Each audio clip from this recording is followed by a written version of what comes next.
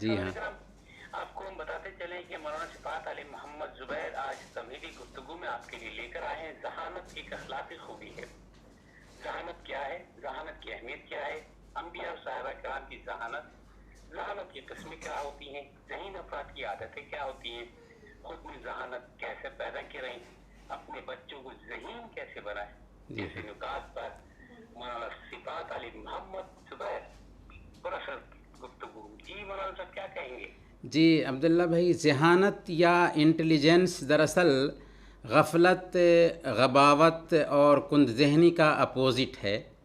اور ذہانت کہتے ہیں کسی بھی چیز کا گہرائی سے علم حاصل کرنا، کسی چیز کا فوراً ادراک کر لینا اور تیزی سے اسے سمجھ لینا دراصل ذہانت ہے۔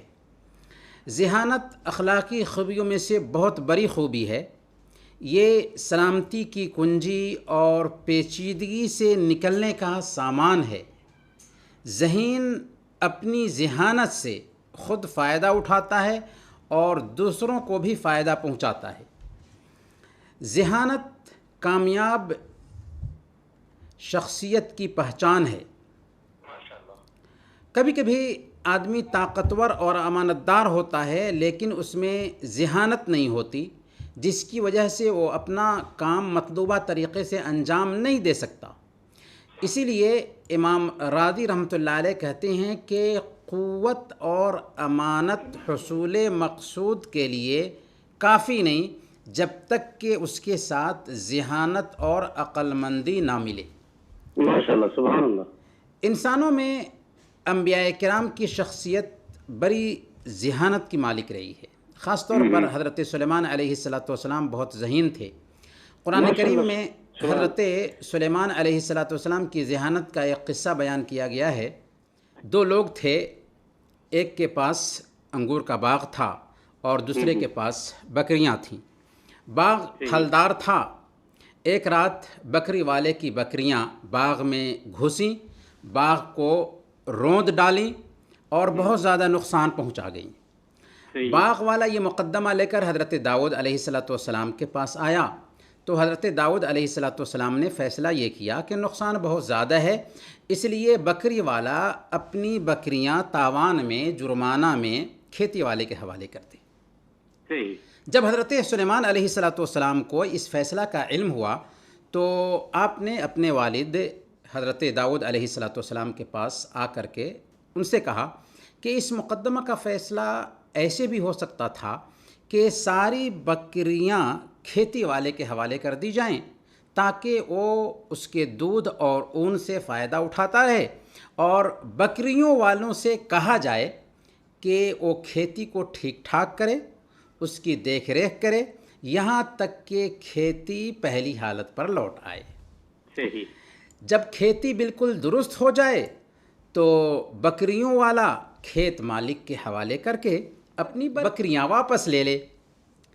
یہ فیصلہ پہلے فیصلہ سے بہت بہتر تھا۔ چنانچہ حضرت داؤد علیہ السلام کو حضرت سلیمان علیہ السلام کا یہ فیصلہ بہت پسند آیا۔ اسی قصہ کی طرف اشارہ کرتے ہوئے اللہ تعالیٰ نے سورہ الانبیاء آیت نمبر 78 میں بیان فرمایا، وَدَاؤُدَ وَسُلَيْمَانَ إِذْ يَحْكُمَانِ فِي الْحَرْثِ إِذْ نَفَشَتْ فِيهِ غَنَمُ الْقَوْمِ وَكُنَّا لِحُكْمِهِمْ شَاهِدِينَ فَفَهَّمْنَاهَا سُلَيْمَانَ وَكُلًّا آتَيْنَا حُكْمًا وَعِلْمًا۔ اور داؤد اور سلیمان علیہ السلام کو یاد کیجئے جب کہ وہ کھیت کے معاملہ میں فیصلہ کر رہے تھے اور کچھ لوگوں کی بکریاں رات کو اس میں چر چگ گئی تھیں، اس کے فیصلے میں ہم موجود تھے، ہم نے اس کا صحیح فیصلہ سلیمان کو سمجھا دیا۔ تو گویا کہ اس میں حضرت سلیمان علیہ السلام کی ذہانت جھلک رہی ہے۔ ماشاءاللہ، سبحان اللہ۔ اسی طریقے سے ایک حدیث میں بھی حضرت سلیمان علیہ السلام کی ذہانت کا ذکر ہے۔ صحیح بخاری اور مسلم کی روایت میں اللہ کے نبی صلی اللہ علیہ وسلم نے بیان فرمایا کہ دو عورتیں کہیں جا رہی تھیں، ان میں سے ہر ایک کے ساتھ اپنا اپنا بچہ تھا۔ اتنے میں بھیڑیا آیا اور ان میں سے ایک عورت کے بچے کو اٹھا کر لے گیا۔ اللہ اکبر۔ اب دونوں آپس میں جھگڑنے لگے، ایک نے کہا کہ تمہارے بچے کو لے گیا ہے، دوسری نے کہا کہ تمہارے بچے کو لے گیا ہے۔ صحیح. دونوں اپنا اپنا مقدمہ حضرت داؤد علیہ السلام کے پاس لے کر کے آئیں. حضرت داؤد علیہ السلام نے بری کے حق میں فیصلہ کر دیا. صحیح. اس کے بعد دونوں حضرت سلیمان علیہ السلام کے پاس آئیں اور آپ کو اپنے معاملے سے آگاہ کیا کہ بچے کا فیصلہ بری کے حق میں ہوا ہے. حضرت سلیمان علیہ السلام نے کہا کہ چھری لاؤ، میں اس بچے کے 2 ٹکڑے کر کے دونوں میں آدھا آدھا تقسیم کر دیتا ہوں. اللہ اکبر. یہ سن کر چھوٹی عورت نے کہا اللہ آپ پر رحم فرمائے، ایسا مت کیجیے، میں اقرار کرتی ہوں کہ یہ بچہ بری عورت کا ہی ہے. یہ سن کر حضرت سلیمان علیہ السلام نے بچہ اسی چھوٹی عورت کے حوالے کر دیا جس نے کہا تھا. ذرا غور کیجیے.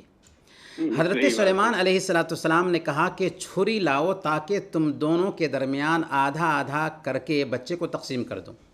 ظاہر ہے کہ اس سلسلے میں بری کو اعتراض نہیں ہوتا. کیوں؟ اس لیے کہ اس کا لڑکا نہیں ہے، اس کا لڑکا تو بھیڑیا کھا گیا. وہ یہی سوچتی کہ مجھے کیا پری ہے، اسے بھی جانے دو. لیکن چھوٹی نے کہا کہ ایسا مت کیجئے. وہ چونکہ اسی کا بیٹا تھا اس لیے وہ ایسا کرنے سے منع کر رہی تھی. تب حضرت سلیمان علیہ السلام سمجھ گئے کہ یہ چھوٹی کا بیٹا ہے. آپ نے پہچان لیا کہ اس عورت کی شفقت اور بچے کے تئیں اس کی محبت، ہمدردی یہ قرینہ ہے کہ بچہ اسی کا ہے. اسی لیے بچے کا فیصلہ چھوٹی کے حق میں کر دیا. اسی طریقے سے صحابہ کرام بھی بڑے ذہین لوگ تھے. صحیح بخاری اور صحیح مسلم کی روایت ہے، حضرت ابو سعید خدری رضی اللہ تعالیٰ عنہ بیان فرماتے ہیں کہ اللہ کے رسول صلی اللہ علیہ وسلم نے خطبہ ارشاد فرمایا اور کہا ان اللہ خیر عبدا بین الدنیا و بین ما عنده فاختار ذلك العبد ما عند اللہ. اللہ تعالیٰ نے ایک بندے کو دنیا اور آخرت میں اختیار دیا تو بندے نے آخرت کو اختیار کر لیا. سبحان اللہ. یہ سن کر حضرت ابوبکر صدیق رضی اللہ تعالیٰ عنہ رونے لگے. ان کو روتے ہوئے دیکھ کر حضرت ابو سعید خدری رضی اللہ تعالیٰ عنہ فرماتے ہیں کہ ہمیں بہت تعجب ہوا، کیونکہ اللہ کے رسول صلی اللہ علیہ وسلم کسی بندے کے بارے میں بتا رہے ہیں کہ اسے اختیار دیا گیا، لیکن حضرت ابوبکر صدیق رضی اللہ تعالیٰ عنہ رو رہے ہیں، حالانکہ اللہ کے نبی صلی اللہ علیہ وسلم کو ہی یہ اختیار دیا گیا تھا. وَكَانَ أَبُو بَكْرٍ أَعْلَمُنَا. ابوبکر رضی اللہ تعالیٰ عنہ ہم سب میں اس حوالے سے سب سے زیادہ جانکار تھے. گویا حضرت ابوبکر صدیق رضی اللہ تعالیٰ عنہ کے سامنے میں جب اللہ کے نبی صلی اللہ علیہ وسلم یہ بات کہتے ہیں کہ ایک بندے کو اللہ تعالیٰ نے اختیار دیا دنیا اور آخرت میں تو اس نے آخرت کو پسند کر لیا، یہ سنتے ہی حضرت ابوبکر صدیق رضی اللہ تعالیٰ عنہ کی ذہانت یہ بھانپ لیتی ہے کہ اللہ کے نبی صلی اللہ علیہ وسلم کی وفات کا وقت بہت قریب ہے. اور صحیح بخاری اور صحیح مسلم ہی کی روایت ہے، حضرت ابن عمر رضی اللہ تعالیٰ عنہ بیان فرماتے ہیں کہ اللہ کے رسول صلی اللہ علیہ وسلم نے ارشاد فرمایا ان من الشجر شجرۃ لا يسقط ورقها وانها مثل المؤمن فحدثوني ما هي. درختوں میں سے ایک درخت ایسا ہے جس کے پتے نہیں گرتے اور یہ مسلمان کی مثال ہے، بتاؤ وہ کون سا درخت ہے. اللہ کے نبی صلی اللہ علیہ وسلم ایک مجلس میں صحابہ کرام کے بیچ تھے. آپ نے صحابہ کرام سے خطاب کرتے ہوئے کہا کہ درختوں میں سے ایک درخت ایسا ہے جس کے پتے نہیں گرتے، یہ ایک مسلمان کی مثال ہے، بتاؤ وہ کون سا درخت ہے. چنانچہ لوگ جنگل کے درختوں کے بارے میں سوچنے لگے. حضرت ابن عمر رضی اللہ تعالیٰ عنہ کہتے ہیں کہ میرے دل میں آیا کہ یہ کھجور کا درخت ہے، لیکن میں بولنے سے شرمایا. پھر لوگوں نے کہا کہ اللہ کے نبی صلی اللہ علیہ وسلم ہمیں بتائیے کہ یہ کون سا درخت ہے. تو آپ صلی اللہ علیہ وسلم نے کہا کہ یہ کھجور کا درخت ہے. میں نے اپنے باپ حضرت عمر رضی اللہ تعالیٰ عنہ سے اس کا ذکر کیا تو انہوں نے کہا کہ سنو، اگر تم اللہ کے نبی صلی اللہ علیہ وسلم کی مجلس میں بتا دیے ہوتے کہ یہ کھجور کا درخت ہے جبکہ اللہ کے نبی صلی اللہ علیہ وسلم نے پوچھا تھا تو مجھے ایسی چیز کے ملنے سے زیادہ پسندیدہ تھا. تو یہ حضرت ابن عمر رضی اللہ تعالیٰ عنہ کی ذہانت کی دلیل ہے. سبحان اللہ سبحان اللہ. اب آئیے جانتے ہیں کہ ذہانت کی 2 قسمیں ہوتی ہیں. ذہانت 2 طرح کی ہوتی ہے. ایک وہبی ذہانت ہے جو اللہ تعالیٰ کسی خاص بندوں کو عطا فرماتا ہے، اس کی بصیرت کو روشن کر دیتا ہے اور ایسی چیزوں کی سمجھ عطا کرتا ہے جن کی سمجھ دوسروں کو نہیں ہوتی. ایسے انسان کی بصیرت روشن ہو جایا کرتی ہے اور وہ معاملے کو بہت جلد سمجھ لیا کرتا ہے. ذہانت کی دوسری قسم کسبی ذہانت ہے، جو انسان کو ذاتی کوشش، گہرا مطالعہ، مختلف تجربوں اور ذہین لوگوں کی صحبت حاصل کرنے سے حاصل ہوتی ہے. چنانچہ ایسے انسان کو چیزوں کی باریکی کا علم ہونے لگتا ہے جن سے دوسروں کا دامن خالی ہوا کرتا ہے. اب سوال یہ ہے کہ ذہین افراد کی عادتیں کیا ہوتی ہیں؟ صحیح. پہلے نمبر پر کام کے آداب، یعنی کام کے آداب کو وہ برتتا ہے. ماشاء اللہ، سبحان اللہ. دوسرے نمبر پر اس کے اندر لچک ہوتی ہے، یعنی مشکلات میں گھرنے کے باوجود وہ جلد بحال ہو جاتا ہے، مشکلات کو اپنے لیے وہ چیلنج سمجھتا ہے. ماشاء اللہ، سبحان اللہ، واہ واہ واہ واہ. تیسرے نمبر پر نیا کام، یعنی کام کے اندر وہ جدت لانا چاہتا ہے، نیاپن لانا چاہتا ہے. اور چوتھے نمبر پر بچے جیسا تخیل، یعنی وہ بچوں کے جیسے سوچتا ہے.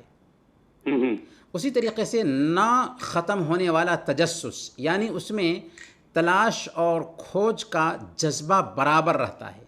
ماشاء اللہ، سبحان اللہ. جنون، یعنی اس میں کسی بھی کام کو کرنے کا جنون ہوتا ہے. جنون کی حد تک شوق جی. ہوتا ہے. صحیح بات. اور ارد گرد کے ماحول سے الگ تخلیقی صلاحیت، یعنی وہ آس پاس کے لوگوں سے بالکل الگ تخلیقی صلاحیت رکھتا ہے. اللہ اکبر، سبحان اللہ، سبحان اللہ. یہ چند خوبیاں ہیں جو ذہین افراد کے اندر پیدا ہوتی ہیں. اب سوال یہ ہے کہ خود میں ذہانت کیسے پیدا کریں؟ جی جی. یعنی وہ کون سے طریقے ہیں جنہیں اختیار کر کے ہم خود میں ذہانت پیدا کر سکتے ہیں، جینیس بن سکتے ہیں؟ تو اس سلسلے میں چند معاون امور کا تذکرہ فائدہ سے خالی نہیں ہوگا. سب سے پہلے نمبر پر ایمان ذہانت پیدا کرنے میں نمایاں رول ادا کرتا ہے. صحیح. طاہر بن عاشور رحمۃ اللہ علیہ کہتے ہیں الایمان یزید الفتنۃ لأن اصول اعتقادہ مبنیۃ علی نبذ کل ما من شأنہ تدلیل الرأی وطمس البصیرہ. یعنی ایمان ذہانت میں اضافہ کرتا ہے، کیونکہ ایمان کی بنیاد ہی اس چیز پر قائم ہے، اس بات پر قائم ہے کہ رائے کو گمراہ کرنے اور بصیرت کو مٹانے والی چیزوں کو بالکلیہ نظر انداز کیا جائے، چھوڑ دیا جائے. اللہ اکبر، اللہ اکبر. اسی طریقے سے دینی بصیرت حاصل کرنا اور علم سیکھنا ذہانت کو پروان چڑھانے کا سبب بنتا ہے، کیونکہ سبحان اللہ. علم سے بصیرت روشن ہوتی، فکر بلند ہوتی اور ذہانت میں اضافہ ہوتا ہے. ذہانت پیدا کرنے کے لیے دوسرا معاون وسیلہ چیزوں کو سمجھنے کی کوشش کرنا اور اس میں ذہن لگانا ہے. اس سے ذہانت میں بڑھوتری ہوتی ہے، اضافہ ہوتا ہے کسی بھی چیز کو سمجھنے کی کوشش کرنے سے. امام ابن القیم رحمۃ اللہ علیہ فرماتے ہیں الفکر هو الذی ینقل من موت الفتنۃ الی حیات الیقظہ. یعنی فکر ہی ہے جو ایک انسان کو ذہانت کی موت سے بیداری کی زندگی تک منتقل کرتی ہے. گویا کہ کسی بھی چیز کے بارے میں سوچنا اور باریکی تک جانا ذہانت پیدا کرتا ہے. ذہانت پیدا کرنے کے لیے تیسرا معاون وسیلہ ضرورت سے زیادہ کھانے، ضرورت سے زیادہ پینے اور ضرورت سے زیادہ سونے سے بچنا ہے. صحیح. ان چیزوں کا ضرورت سے زیادہ استعمال ذہن کو سست، پراگندہ اور کاہل بنا دیتا ہے، جبکہ ان چیزوں کا ضرورت کے مطابق استعمال انسان کو ذہین بناتا ہے.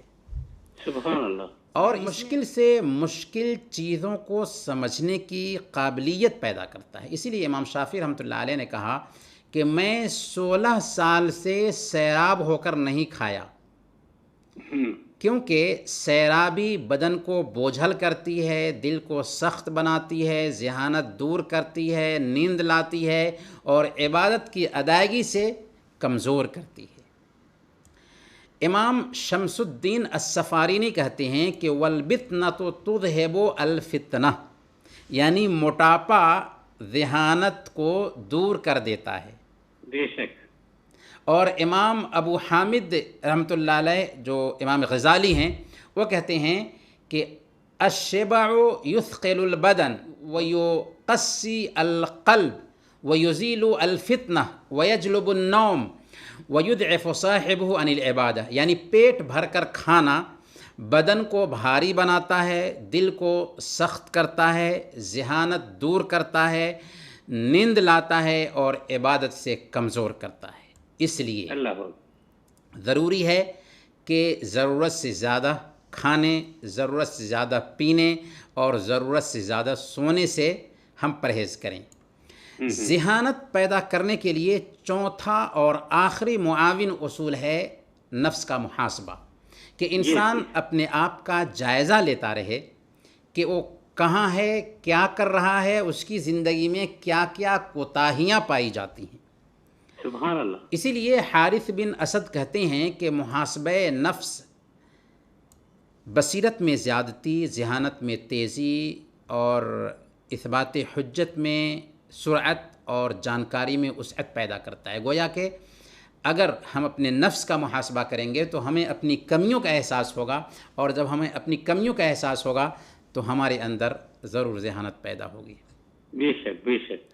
اب سوال یہ ہے کہ ہم اپنے بچوں کو ذہین کیسے بنائیں.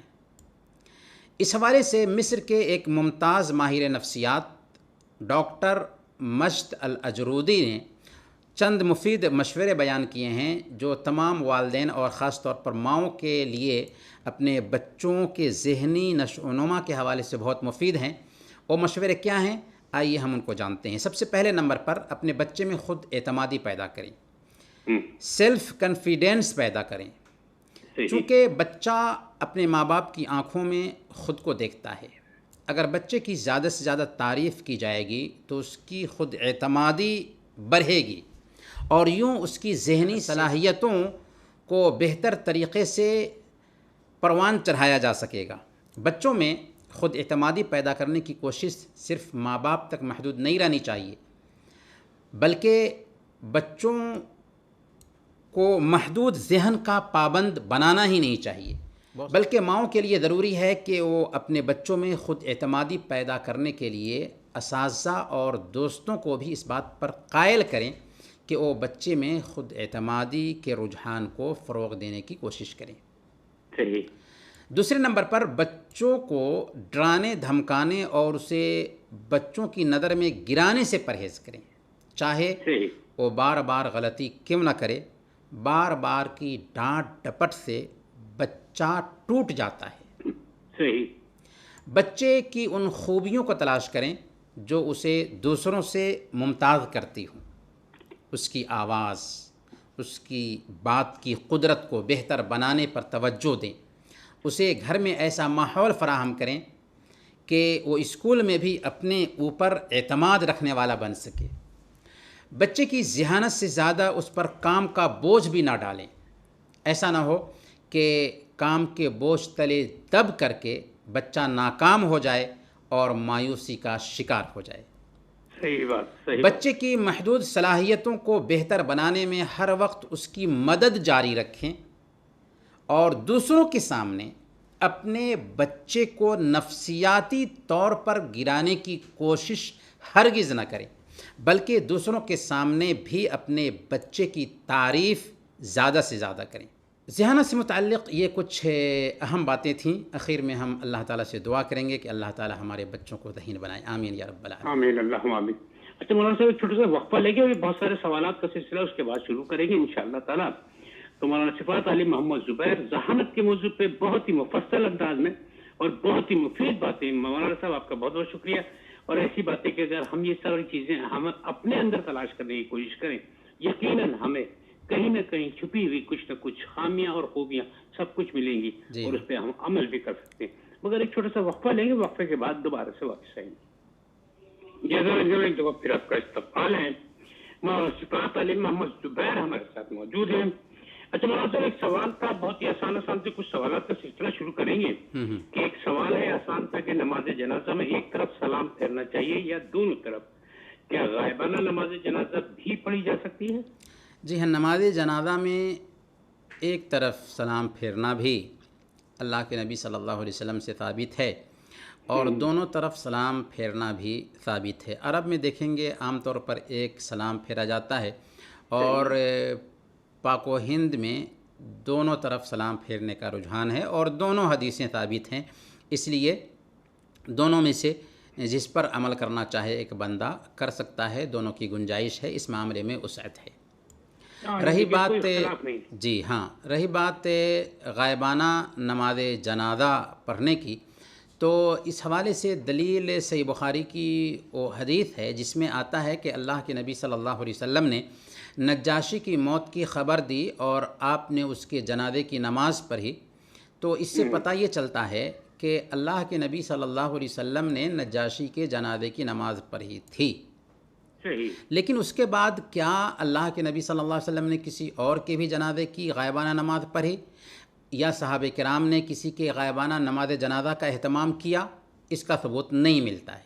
اس لیے اس سلسلے میں راجح بات یہ کہی جا سکتی ہے کہ اگر کوئی شہرت رکھنے والا آدمی ہے، اونچی شخصیت ہے، تو اس کی غائبانہ نماز جنازہ کا اہتمام کیا جائے، لیکن ہر ایک کے غائبانہ نماز جنازہ کا اہتمام کرنا بہرحال بہتر نہیں ہے، لیکن کرتے ہیں تو کوئی حرج کی بات نہیں۔ ٹھیک ہو گیا۔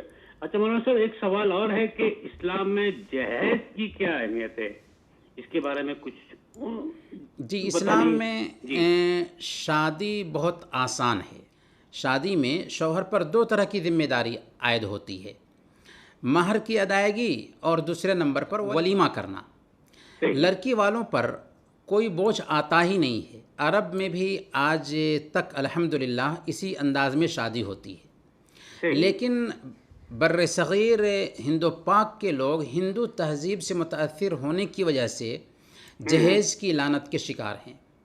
جہیز کا اسلام سے کوئی تعلق سرے سے ہے ہی نہیں۔ آج یہی جہیز کی لعنت ہے جس کی وجہ سے ہماری بیٹیاں رحمت بننے کی بجائے ہمارے سماج میں زحمت بنی ہوئی ہیں۔ صحیح بات ہے۔ ہزاروں ماں باپ ہیں جو جہیز کا انتظام نہ کرنے کی وجہ سے اپنی بچیوں کی شادی نہیں رچا پا رہے ہیں، اور یہ بچیاں اپنی جوانی کھو رہی ہیں۔ یاد رکھیں، جہیز لینا رشوت لینا ہے، اور اللہ کے نبی صلی اللہ علیہ وسلم کی حدیث ہے، لعن رسول اللہ صلی اللہ علیہ وسلم الراشی والمرتشی والرائش۔ اللہ کے نبی صلی اللہ علیہ وسلم نے رشوت لینے والے، دینے والے اور رشوت کا معاملہ طے کرنے والے سب پر لعنت بھیجی ہے۔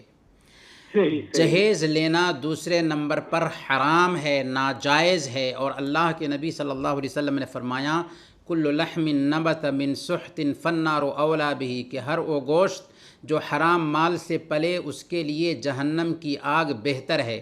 بلکہ جہیز لینا مہذب انداز میں بھیک مانگنا ہے، بھیک مانگنا ہے۔ آج لڑکے والے لڑکی والیوں سے مہذب انداز میں بھیک مانگتے ہیں، بھیک، اور اس پر عجیب بات یہ ہے کہ فخر بھی کیا جاتا ہے۔ افسوس ہے ایسے والدین پر۔ اس لیے ہم اپنی اس بات میں آواز دیں گے ان نوجوانوں کو جو ابھی شادی نہیں کیے ہیں کہ وہ ہندو تہذیب کی اس لعنت کو مسلم سماج سے ہٹائیں، عہد کریں کہ وہ بغیر جہیز کے شادی کریں گے۔ بغیر شہر آمین یا رب۔ صحیح ہو گیا مولانا صاحب۔ اچھا مولانا صاحب ایک سوال اور بھی ہے کہ گولڈ انسٹالمنٹ پہ لیا جا سکتا ہے؟ سونے کی بات ہو رہی ہے کہ میکنگ چارجز نہیں لگتا ہے کیونکہ اس پہ، تو کیا وہ انسٹالمنٹ پہ لیے جا سکتے ہیں؟ جی، انسٹالمنٹ پہ اگر دوسرا کوئی سامان خرید رہے ہیں تو اس بات کی گنجائش پائی جاتی ہے۔ شرط یہ ہے کہ تاخیر سے اس کی ادائیگی کی صورت میں کمپنی نے اس پر انٹرسٹ نہ ڈالا ہو۔ انسٹالمنٹ پہ سامان خریدا جا سکتا ہے، لیکن اگر گولڈ کی خریداری کی بات ہوگی تو نہیں خریدا جا سکتا۔ اس کو فرق کر کے سمجھنا بہت ضروری ہے۔ یعنی اگر کوئی آدمی گولڈ خرید رہا ہے تو گولڈ خریدتے وقت ہاتھوں ہاتھ رقم کی ادائیگی ضروری ہے۔ اس میں تاخیر نہیں چلتی. یعنی اگر گولڈ کا مالک یہ کہتا ہے کہ انسٹالمنٹ میں تم گولڈ خرید لو تو آپ کے لیے خریدنا جائز نہیں ہوگا، چاہے میکنگ چارج لگے یا میکنگ چارج نہ لگے. کیوں؟ وجہ کیا ہے؟ وجہ یہ ہے کہ اس میں سود کا پہلو آتا ہے. سود کی دو شکلیں ہوتی ہیں. ایک سود جس کو ہم ربا نسیہ کہتے ہیں، یعنی ایک مدت کے بعد آپ پیسہ لوٹائیں گے تو کچھ زیادتی کے ساتھ لوٹائیے. اور ربا کی دوسری شکل ہے جس کو ربا الفضل کہتے ہیں، یعنی عام لین دین میں بھی اگر زیادتی ہوگی تو وہ سود ہے. صحیح مسلم کی حدیث میں 6 چیزوں کا ذکر آیا ہے جس میں سود آتا ہے. اللہ کے نبی صلی اللہ علیہ وسلم نے بیان فرمایا کہ سونا سونا کے بدلے چاندی، چاندی کے بدلے گیہوں، گیہوں کے بدلے جو، جو کے بدلے کھجور، کھجور کے بدلے اور نمک، نمک کے بدلے برابر برابر ہونا چاہیے. یعنی ان 6 چیزوں کا تبادلہ ان کی جنس کے ساتھ میں اگر کیا جا رہا ہے تو ضروری ہے کہ دونوں چیزیں برابر برابر ہوں اور ہاتھوں ہاتھ ہوں. اس میں ادھار اگر ہے تو جائز نہیں ہے. گویا کہ اگر ہم سونا خرید رہے ہیں پیسہ سے تو پیسہ اور سونا ایک ہی جنس ہوا، اس لیے برابر برابر ہونا چاہیے اور ہاتھوں ہاتھ ہونا چاہیے.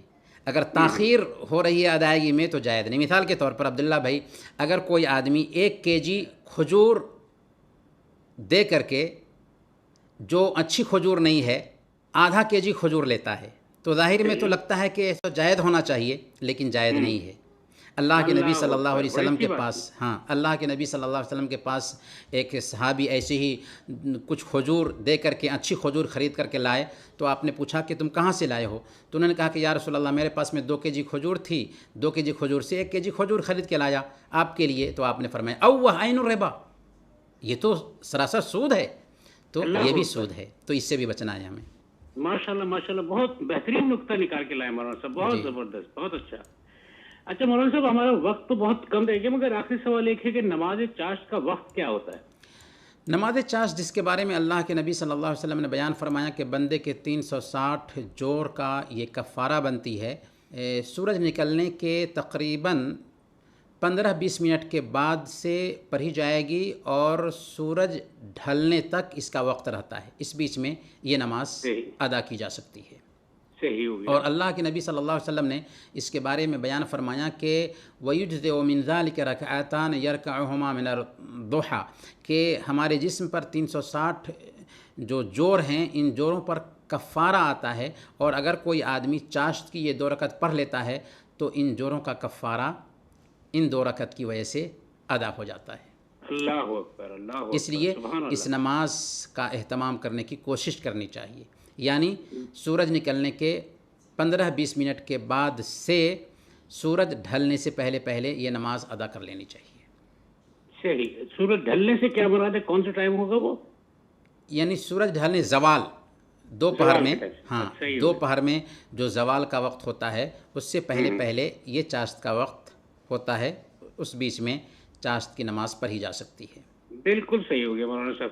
اور آخر میں وہی کہ ہمارے پاس تقریباً 1 منٹ رہ گیا، تو مولانا صاحب دعائیہ کلمات میں کیا کہیں گے؟ جی اخیر میں ہم بلکہ ایک سوال بھی ہے کہ کھانا کھاتے وقت اللہ کے رسول صلی اللہ علیہ وآلہ وسلم کے بیٹھنے کی کیفیت کیا ہوتی تھی اور کتنی انگلیوں سے کھانا کھاتے تھے؟ چھوٹا سا اس کا بھی جواب دیجیے گا. جی اللہ کے نبی صلی اللہ علیہ وسلم 3 انگلیوں سے کھاتے تھے، اور چونکہ آپ اکثر کھانا کھجور کھاتے تھے جس سے 3 انگلیوں سے کھانا بہت آسان ہوتا ہے. البتہ اگر کوئی آدمی چاول کھاتا ہے یا روٹی کھاتا ہے تو 4-5 انگلی استعمال کر سکتا ہے. بہرحال اگر 3 انگلیوں سے کھانا افضل ہو تو یہ بہتر ہے.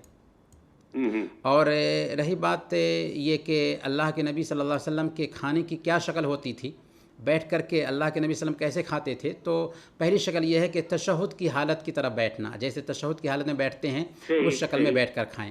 دوسری شکل یہ ہے کہ بائیں پیر کو بچھا کر داہنے پیر کو کھڑا کر کے کھائیں.